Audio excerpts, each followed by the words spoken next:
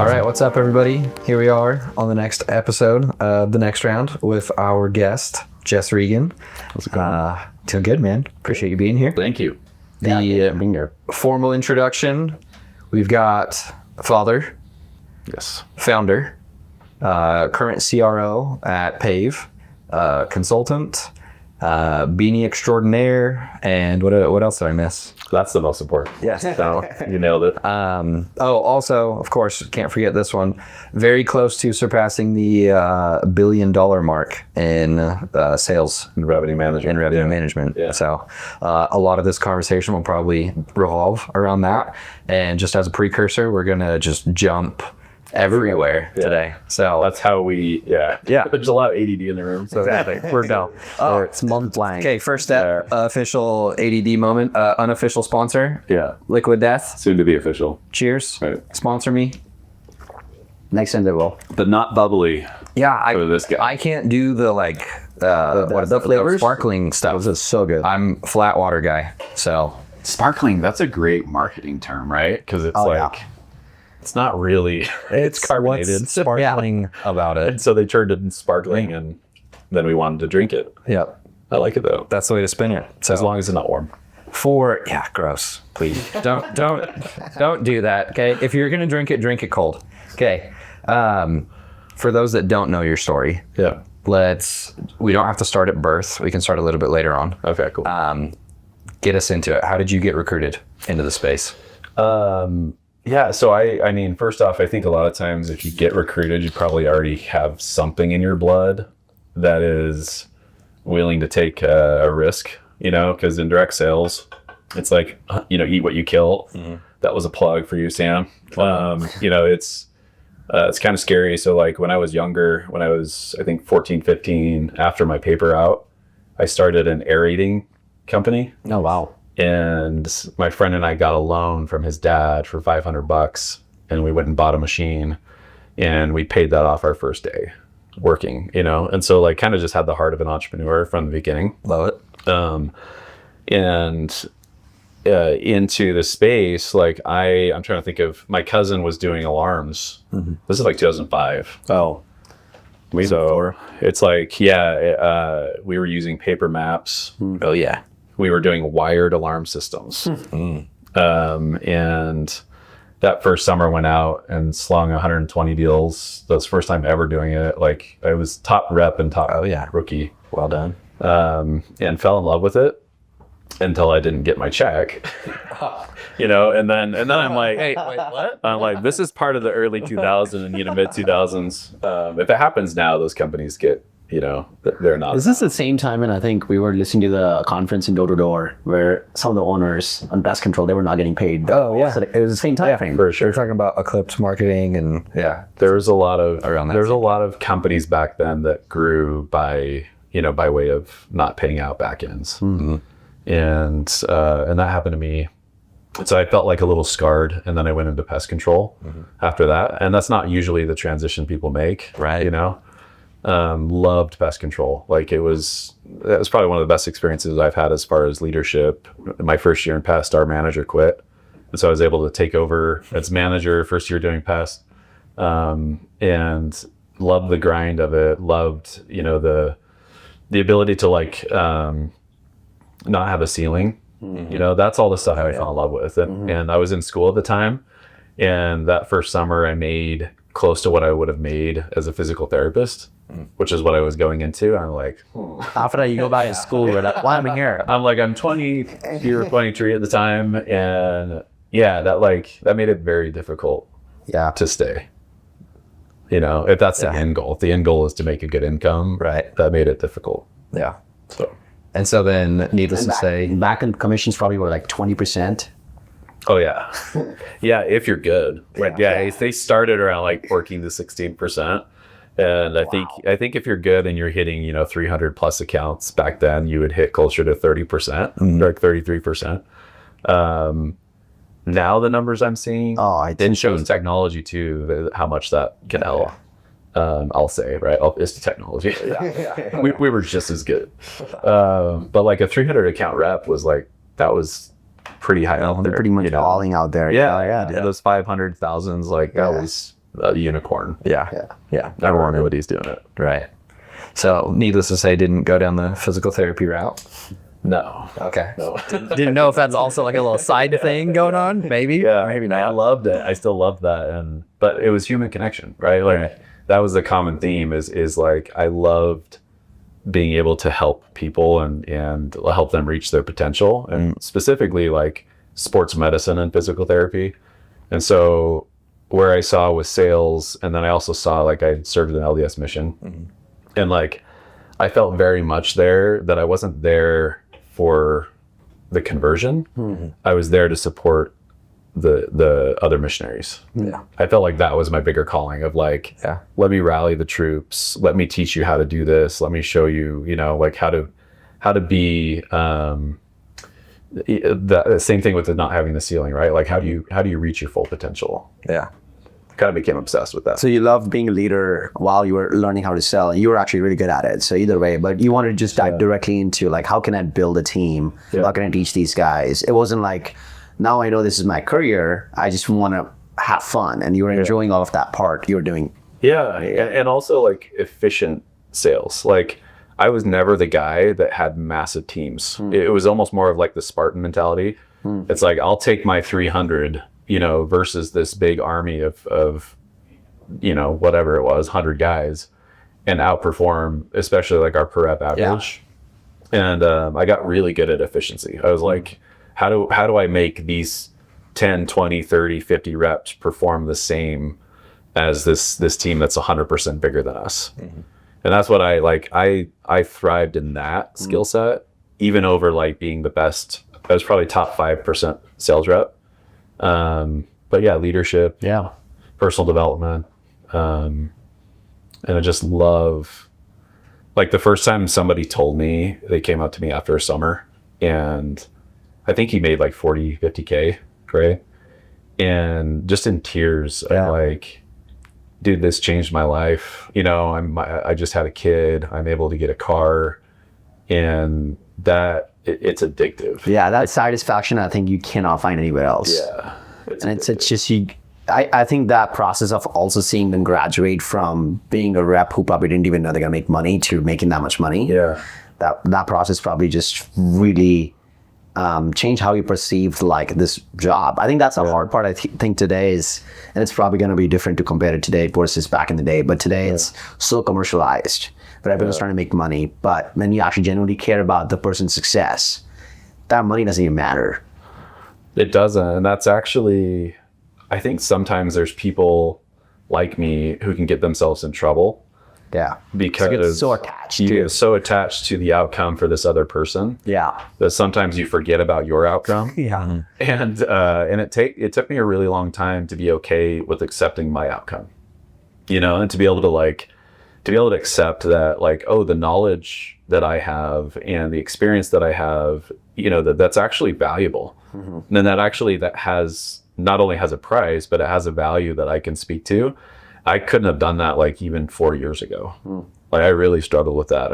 I'm like, I want to lift this other person up, but then it's almost like self-deprecation, but like in the business form. Yeah. So a lot of listeners on here are also younger business owners, guys that are trying to build the teams, that are trying to, excel and get to a point where, they can have that big success. What would you say is a piece of advice you'd give to them as they're trying to take that next step? Maybe it's internally, what do they need to focus on, or what do they need to do externally to have the solid team to be able to grow and be strategic, like you mentioned? Yeah. So like the number one thing, this might sound woo woo, now that we're at this point, like everybody has trauma, like everybody has stuff either from their childhood or from, teen, young adult years, whatever. And we've kind of collected this trauma and these attachments and, and things that are like kind of holding us back from being our full, true, authentic self. And then also from being fully productive. And so the first thing is like yourself, like get right on the inside. Make sure that like internally you've figured out what you want and what you're capable of, at least to a degree, right? Like you don't have to have everything figured out. But I think self-care is a big part of that. I think it's like, don't be selfish, but have self-care. Find how you center yourself, find how you have peace, and then put a lot of focus on that so that these other things, like it's the oxygen mask thing, right? Once you figure that out, then you can help all these other people. And so like something I teach is like become what you want to attract. You probably see me do that one, right? Yeah. I talk about Casanova. Casanova was like known as the ladies' man, right? And so it's an odd comparison, but he was known as like the greatest lover in the world. And we know this because of his journals and stuff. But he became like a royal in order to interact with them, in order to date them, in order to be around them. And I think a lot of times people skip that step, especially today. They want to go immediately into this high leadership role where, you recruit 100 reps and you're trying to tell them what to do. Yeah. And you don't know how to do it and you haven't done it. Yeah. And eventually that falls apart. It's like the building blocks, like you have to graduate from internal process of just absorbing everything around you before you're like able to step up. Because like you said, I think a lot of times it's also the generation we are in where when people know the success can happen in 1 year, now everyone wants to succeed in 1 year versus historically, I mean, we don't have our parents or even our grandparents saying, oh, you can be successful in 1 year. Today, we're seeing that happen so fast where kids who are 18, they can become multimillionaires. So I think it's changing the perspective of how people perceive things versus, like you said, it's important to absorb your surrounding. So when you do get into this position, you're not just taking it for granted. Well, yes, actually, and the value is not actually in the income. Like, so if a person, and we know this in the startup world, right? Yeah. If a person comes in and they do recruit 100 reps and they do make $1 million, that's amazing, right? But then all of a sudden they lose that job, or let's say an industry collapses. Yep. And now they need to go make $1 million doing something else. Yep. They didn't earn what it takes to do that again. Maybe partly, they didn't learn right? the skill set which was actually required, the knowledge you said. That's more important than the outcome. I mean, like everyone says, I think if people have done things, detach yourself from the outcome, attract yourself to the journey, but attract yourself to the company. But it's so true that if you're just so focused and you can get there, you can't get it back. And most likely in life is going to tell you like you're going to lose all of it if you got there super fast. And you probably will, because you also don't have the skill set to retain it, right? Sure. Which I think we've seen that. But if I look at like a Tom Brady or somebody that is like a GOAT in their industry or in their sport or whatever, the consistency comes in the knowledge of how to get there. It's not just like a one-time fluke. Like you won the Super Bowl, which is not really a fluke, but like if you win it one time. Or your team's never in the championships, and then all of a sudden it happens. You probably still don't know. You don't have the DNA to get there again yet. And that's the same thing with that question. Is like start to build into your DNA the knowledge to get to that place again. And in startups, like I came in as a chief revenue officer, and I had like huge imposter syndrome, right? Because I've been a VP, but like you start to add some of those titles, and I had imposter syndrome for a little bit, and then I stepped back and I'm like, okay, what does it take to be a really great revenue officer, right? And revenue is different. That's marketing, sales, and customer experience kind of all combined, and it's all the revenue functions of the company and how they work together. I had to shed the sales skin where I'm like, okay, I'm no longer just this. So now how do I become this? And I think too many times we're already thinking like I'm here. It's like if a sales rep becomes a manager, cool, I'm a manager. No, that's a title. Right. You have to become a manager or you have to become a leader.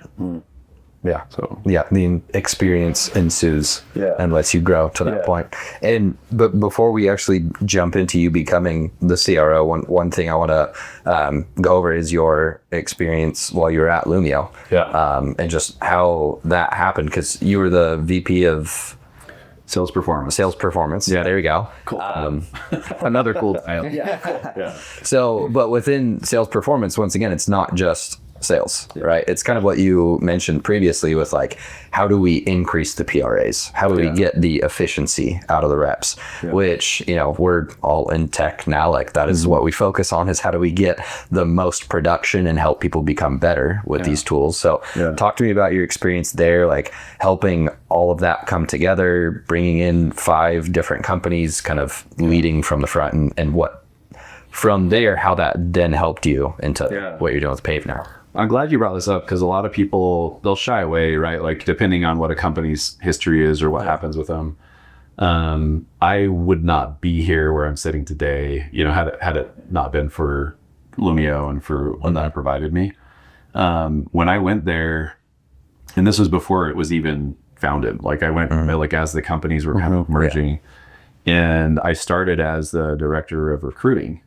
And the first time in my career, I was like under HR. Like it was way different title. It was like, it was really odd. And I had to like quickly adapt to like big corporate structure. Adaptability is a huge part of that, right? Like where you need to be able to fit the part. So it's like, I found mentors, I figured out, you know, how to fit that part. And then being in HR, there was this part of me that was fighting the stigma of like, no, like you're a sales leader and you need to, you know, like, and you need to be making these big overrides and whatever. And then the other side of me was like, be patient. Like whatever you're learning here is going to be super valuable at some point. And what I accomplished in that role is we took 3,000 sales reps. It was almost 4,000 at that time, in 5 different companies, 5 different onboarding processes. We had over 200 different softwares. Oh gosh. that we had to reduce into, and we had to create onboarding systems for these 5 companies to be able to onboard those reps, train them, and help them perform. And what we were able to accomplish in those first 6 months with just getting through just that was a huge feat, right? Like just getting people to just communicate, and it's 5 different mafias, right? It's like everybody has their own way. Yeah, and they're super, like they're probably are very proud of what they've built. So it's also hard to get their egos out. I'm like, oh cool, let's go unify a system. You don't actually get their egos out, and that's and I think that's part of the skill set I learned, is like, how do you navigate, and I, you know, a lot of those founders I really appreciate and care about, regardless of what people want to say, you know, in behind the closed doors. I really respect what they were able to accomplish. And watching that merge together, and then seeing the revenue, the collective revenue of those teams go from, they're around like 350 to 400 million combined to 850 million is what we did the year after that initial onboarding. So almost $1 billion in sales that first year has almost never been accomplished in Seoul. Wow. And so like I watched that, and I watched the processes to, you know, to get it there in the leadership. My personal downline did 100 million. I built out an entire recruiting platform. That's where I learned how, you know, I built recruiting as a brand. I built an entire brand around recruiting. And we built an entire sales org separate from Lumio called Stratos. You know, so all of that led up to where I am today, and to watch this massive amount of revenue be created. The other thing I learned was mismanagement, you know, and mismanagement of not only revenue, but also borrowed funds, you know, of capital. Yeah. And mismanagement can happen quickly. Yeah. You know, and again, it's not like a personal attack on anybody. It's just seeing like the when mismanaged. Especially with that growth and scale, right? It's very hard to keep a track on everything happening around you. So if especially a growth which is happening at what, 20, 30, 40x in a single year, there's no way to really have everything being analyzed and give you a report of like, hey, this is where things went wrong. You'll only find out when things are already gone to extreme.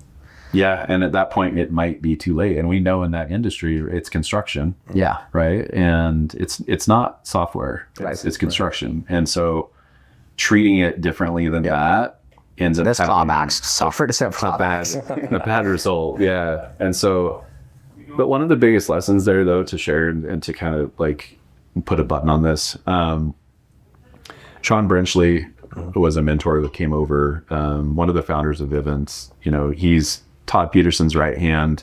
A lot of people don't talk about him for some reason, but like one of the most important people in my life, you know, at this point, he was our CRO or CSO. And he and I sat down, and I had done all the onboarding stuff, and I built out these recruiting systems, and, you know, we were crushing it with some of the software we were building. And he sat down with me and he's like, you know, we need to find a VP of sales performance.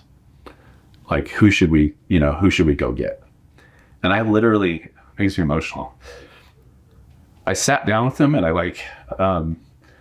wrote all these names down of all these other people, and they're like great people, right? And I wrote all these names down of like who we thought should be in that role. And I remember like walking out of that room and literally like my heart just sunk, and I'm like, what are you doing?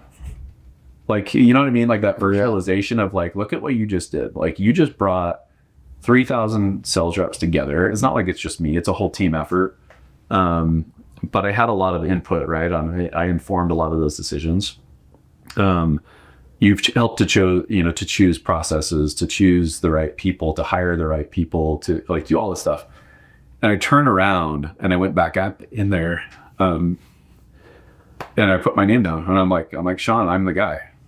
Like, I could do this. And I had to fight for it. It took me it wasn't just that comment. Yeah. I fought for it for 3 months. Yeah. And the second that I believed that I was that guy, it changed everything for me. Like, that is, to answer your question, like, that's how I got here, is that I started to have that belief that I could be that person. Yeah. And that belief was a result of you absorbing everything you have learned and have done to get to that point, and not something which you just inherit because you're applying for a role, right? So I think that belief is so unique. 100%. Yeah. And so unique to yourself. Superficial. Yeah. Yeah. And that's, I mean, one thing just coming from experience and, you know, being in kind of similar roles of like, yeah, I can have the title, but I need to have the experience to then actually know what the heck I'm doing sometimes. Yeah. But really in the industry, and where I see a lot of guys that are like, you do have that ability to now go create your thing. Yeah. You do have that experience, you know, you have learned from past mistakes or had mentors, and that's one of the things I love most about this space is the guys that are, okay, I'm gonna go take a shot now. Yeah. Like, I've done this, I've helped other people build up, and it's, I mean, some people call it like, oh, it's just always a revolving door. Like, oh, you know, you see the meme out there that's like, hey, well, what if we invest in these people and they leave us? Well, what if we don't invest and they stay? And so one of the things, you know, I like about the space is that people do invest in other people and give them that shot. And then eventually it's like, hey, like you know, at that point you were never expecting, oh, I'm going to now go become a CRO somewhere. It's, I'm the person for this. I've done these things. I'm going to believe in myself, and then I'm going to push forward and keep moving. Yeah. So now you're at the point of being a co-founder, being a revenue officer, and being in the tech space. So talk to me about that shift, because before you built all the systems, right, or like put the pieces together, and now you are building the actual technology for other companies to go implement and then put in play there. Yeah, it would be not inappropriate. What's the word? I should mention, what's the word I'm looking for? It's not like, it would not inappropriate, but I would be missing out on a really big piece of this by not giving my wife credit. And people underestimate, like I heard this, you know, growing up and through other relationships, that like that's, you know, a big piece of kind of like what matters. But during this whole process, when I would go home and I would be frustrated, or I would talk about, you know, like this person just got this or whatever, it's like the whole time my wife was telling me that I was that person. Yeah. And that was one of the first times where somebody close to me, you know, and not that I haven't had good people close, but like being pretty forceful, like being like pretty like no, you need to, you know. And the reason I bring that up is because she was also the one that was saying, you can do so much, you can do bigger things than what you think, than just what's happening in this industry. You know, like you can do bigger things. And in the midst of those conversations, I met Emily and David, who were my co-founders at what was then at that time Gamify. Yeah. And I met them, and I saw what they wanted to do. I saw the vision, but more importantly, I saw them. I'm like, these are people that I can really get behind, and I see their vision. And also, it was a very unique collaboration. We are not alike. Yeah. Like, if you guys know us, it's like, I won't say the Three Stooges, but it's like each person is just so different. We'll say Musketeers. There you go. That's probably better. But so I met them, and it just seemed like this opportunity where, like, you have, and you might feel this way with Sequify. It wasn't a job opportunity. It was a calling. Like, it was like I was being pulled. I'm like, you have to be here. And, Emily and David and I sat down, and we talked about like what they needed and what they wanted. And because of the lessons I learned at Lumio, I was able to negotiate my value. And now it was like, no, like, I am bringing something really special here. They saw that, by the way, like, they did see that. Yeah. And then they did, they gave me the opportunity to be the CRO. That first year we grew 400%. And because of that, they came and offered a co-founder opportunity, just be like, hey, we don't want you to leave. We love what you're doing. We love what we're building together. And then that's where that came from. It was like, it's those two things combined. It's show your value, but also earn the rest. Mm-hmm. I didn't come in as a co-founder. Mm-hmm. I came in to prove something. And people need to understand that too. Like, leverage, right? Like, I try to tell my sales team this all the time now, where I'm like, if somebody comes into me and they ask for something without leverage, I'm like, like, you need a little more. You need to back yourself up, right? Yeah. Like, you need to show what you're worth by talking, at least explaining like why you should get XYZ. Yeah. And having the proof, right? And that's what I think it's so interesting is like the more higher conversations, the more, I think, bigger transactions you kind of look at, like Microsoft transaction or investment in OpenAI. It's a very direct conversation. Yeah. It's not like, hey, we see the value, we want to be an investor. It's like, what exactly are you going to provide and what's your value? So I think it's almost like you remove a layer of this, awkwardness, because early on you're thinking about like, oh, I want to talk to my boss for a raise, but I'm so weird about it. And then you get to like a regional manager position or manager, and you're like, oh, now I can direct about. And now the higher you go, I think that there's less layers of conversation. Yeah. You can be so direct and like, what are you trying to achieve? Yeah. It's never, like what you just said, it's never about asking for a raise. It's about providing an immense amount of value. Mm-hmm. And then that is leverage. Yeah. That is leverage. That's a direct leverage. You could either go to another company. Mm-hmm. And by the way, like, statistically, you're going to make more money going to another company. Mm-hmm. I hate that. Yeah. I hate it. Like, I feel like if somebody provides immense value, they should be rewarded at said company. Mm-hmm. And hopefully that company realizes what it would cost to replace them. Mm-hmm. The cost is so much greater than the investment.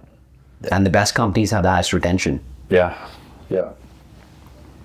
So talk to us about raising money. Yeah. Okay. Yeah, for sure. Once again, one of the main focuses here is like the financial side of it. Yeah. So, I mean, one, you've been in the raising side in two different companies. Mm-hmm. In Lumio, you're able to see some of that. And then obviously with Paiv now. Yeah. For guys out there, whether they're in tech, whether they're in the home service space, trying to do that, I guess, first off, let's talk about like the mismanaged side that you were able to see previously. Yeah. What do you guys need to look out for? Like, what are the guardrails that should be put up that you've now learned based on previous experience? So, I mean, some of the simple stuff would just be like, is there a history of good operation? Like, does this person, like if I'm looking at a company, whether it's a startup or it's an established company and they're raising, through VCs or PE or whatever, I would want to know, like, who is handling this? Like, who is managing the cash? And are they good at raising? And are they surrounded by really great operators? Meaning, like, do they have a really great CFO and CMO and COO, like are they surrounded by this, or are they good at raising and they have yes men around them, so that they never look bad and that they can never make a wrong decision. Being in board meetings for us can sometimes be confrontational, and I love it because of those 3 different perspectives we talked about. We always come to the best outcome. And I think Bezos does this, he always speaks last because he never wants to inform his board or his team. I believe in that. Like in good leadership, it's like you kind of listen to what's on the table first, and then you can help inform. Where the poor operators that I've seen, there's some level of narcissism. Like if I just want to call it what it is, like there's some level of narcissism where you believe that you always have the right answer, and you're not listening to good operators, and you're not listening to your other founders. That's a recipe for disaster. And the opposite is true. If you can be coachable, even as a founder or even as a leader, and you can go out and raise an insane amount of funds, cool, that's awesome. But that's, what's the statistic on lottery winners? I think it's like 90 something percent of them lose it. Yeah. It's that, right? It's like you can go out and raise money, but then how do you spend it, right? And so that's where I would start. Like if you're looking at a company or if you want to go raise funds, even ask yourself that, like, am I a good operator? And if I'm not, I need to surround myself with those people. An example for that for me is I know go-to-market in person. Like I know field sales. SaaS go-to-market is a different beast. Yeah, totally. And SaaS go-to-market proof to where you're learning, like, who is my, I didn't know what ICP stood for. This is not a joke. I did not know what ICP stood for like a little over 2 years ago. Yeah. That's like, and I think, and again, a lot of people probably wouldn't admit that. That's growth, right? It's understanding, like, who is your ideal customer? Who are you selling to? How do you get them the product? How do you get them to buy the product? And the fit is not what I decide. It's what the customer decides. Going back to operators, most operators believe that they know what there is. It's so interesting you said that, because I have some really good friends who work in the private equity side, and they always talk about the value of money is maximizing enterprise value. When the value of investment is maximizing enterprise value. In a sense that anytime you invest $1, if that is not going towards growth, that investment is not worth it. Meaning you shouldn't raise capital to survive your business. And that's important, because a lot of the operators or even businesses who can raise capital, but the capital is going towards what they need to do to keep their company alive and what they need to do to keep their doors open.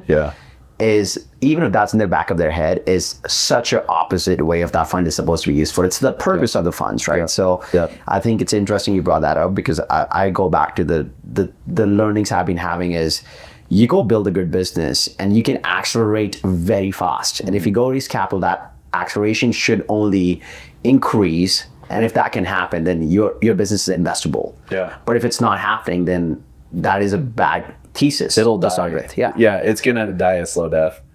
Like there has to be some form of profitability that you're shooting for, or it's not gasoline and you're just smothering the fire. Right. And so if you want actual gasoline, you have to build something where those funds are used for innovation and growth. And of course, there's a certain percentage of that that's stability, right, in your product.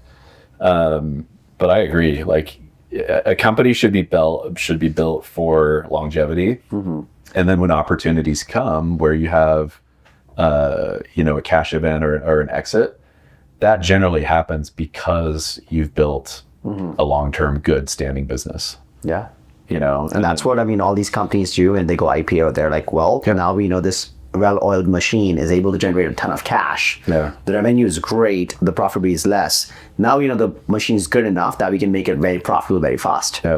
But I didn't learn that either. Like I said, like you said, I admit to it. I probably didn't know this for a year ago. Like I had no idea how companies try to structure themselves to go IPO. And it was such a big learning lesson. I'm like, this is crazy. Like, because it's come from the background of building cash flow built businesses, especially home services. Like every blue collar owner, they're focused on making sure they're making enough money to not just cover their expenses, but to also profit. And when you go from there to a growth vertical or raising capital, it's very different perspective.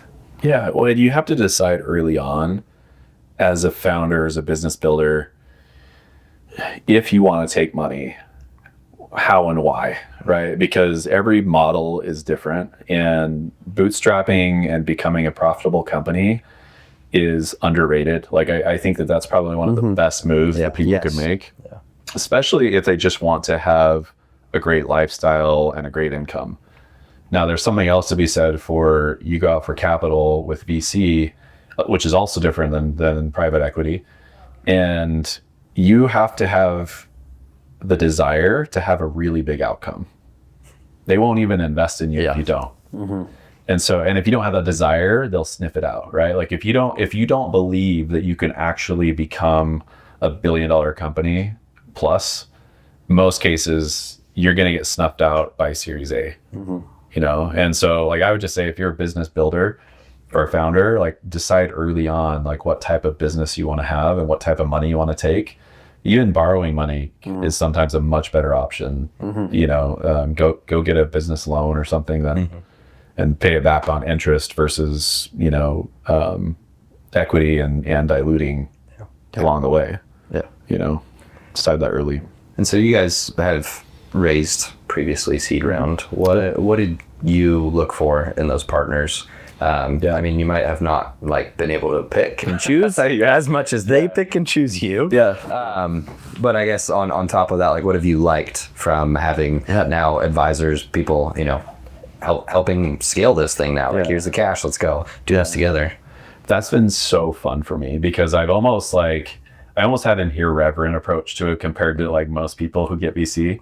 And a lot of times Emily is like sitting in her chair, like when I'm in the room, because I think the way that I treat it is the way I would treat any sales process. Here's a human being that's coming to me and they're checking out our business. They're obviously going to look at our data room, which I also didn't know what that was. They're gonna look at all of our cash efficiencies. You know, they're going to look at our account values. They're going to look at, you know, how many companies and logos we're working with. That's all data room stuff. And I believe like where I've learned to shine is the personal side of it. Is like, this person is a venture capitalist, but they're also a person. And they also have interests, and they also have families, and they also have, you know, so there's that side of it that I love is just kind of humanizing that whole process, where I think a lot of people don't. I think a lot of people are scared to, actually. They're just strict numbers. It doesn't make sense. Here's the wolves and the sharks. It's not so much like, do I believe in that? Like, what can they accomplish as a person? Do I like them? And I think more VCs than we know, based off of the team and how the team acts and how they interact and, you know, and their self-belief. And so the people that we chose or got to choose, and if you're in a good position, there's a little bit of both, right? Where there's offers, but then there's also, you know, choosing. We love founders that have been there, done that. VCs that have been there, done that. So founders, VCs, that's something that we often look for, is like, what is their experience?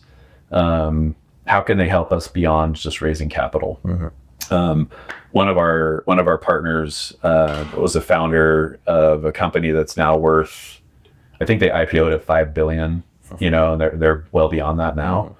And so going to him and his team and asking questions, like there's not enough money to pay. Cheat codes right there. To pay for that, right? And then finding ones that love to help. They love to get in the weeds. So I'd say that for us, that was really important. And then the other thing that I've learned is to be honest with your VCs. A lot of founders, it seems like they want to sell the VCs on something after the cash is hit. And it's like, there's got to be some level of story and some level of, you know, a buy-in during the process. But after, it's like, I believe, full honesty, full transparency, because that's where they help you. You know, and then that's where you help each other.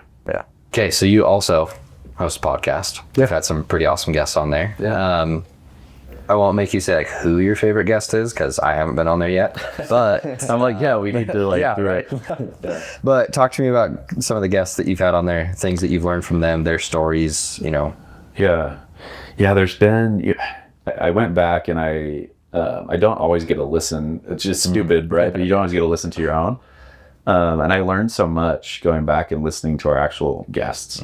And there's a couple recently, but one that stood out to me. Do you guys know Corey Clark? Yes. Very well. So Corey, the sales therapist, Yep. right? He was on, and recently we also went to an event with him.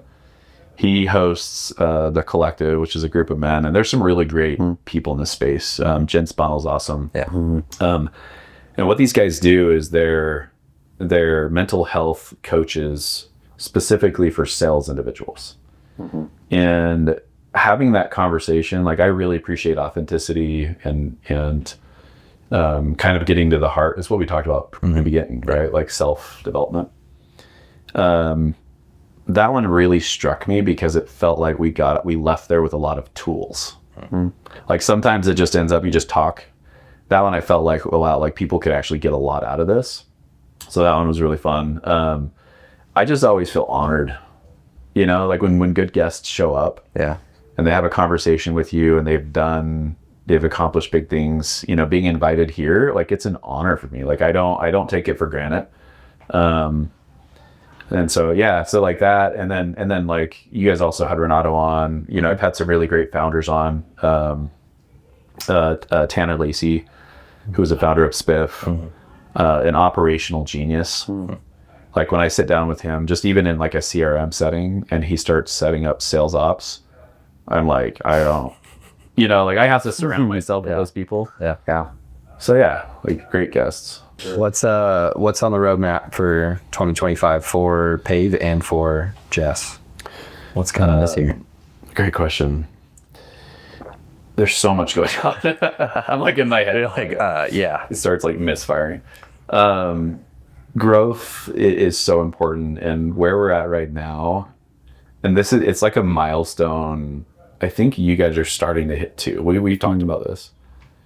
When you truly start to feel like you have fit, like where your product market fit is happening, and you're watching it kind of come together, and then all of a sudden, instead of only hunting for leads and you're at conferences and you're making calls and we still have to do all that, of course, but you start seeing leads come in, you start seeing referrals come in, you start to see trust growing in your product and in your team and all that. That's the part where I'm starting to envision this exponential growth, where and especially trust. Trust is like a really big thing in home services. In person, you know, face-to-face relationship building and trust takes a long time. And once you have it, that's a big part of this year is like, take this fit, scale it, right? Like all these systems that we've built out. Now let's scale them. Let's get more people in so that we talked about gasoline earlier. It's like, it doesn't do anything if there's no foundation, if there's no actual fuel. For sure. And so to consume. And so, like scaling beyond where we're at, a lot of growth. For me personally, it's still continuing to grow into what I know it can be in that role. Like where at some point, like I would love, 2-3 years down the road, I would love for people to be able to come to me and ask questions about being a CRO and that I don't have superficial answers. That there's depth there. And so for me, I really want that depth. I really want to find harmony with my family in the process. Nobody talks about that enough.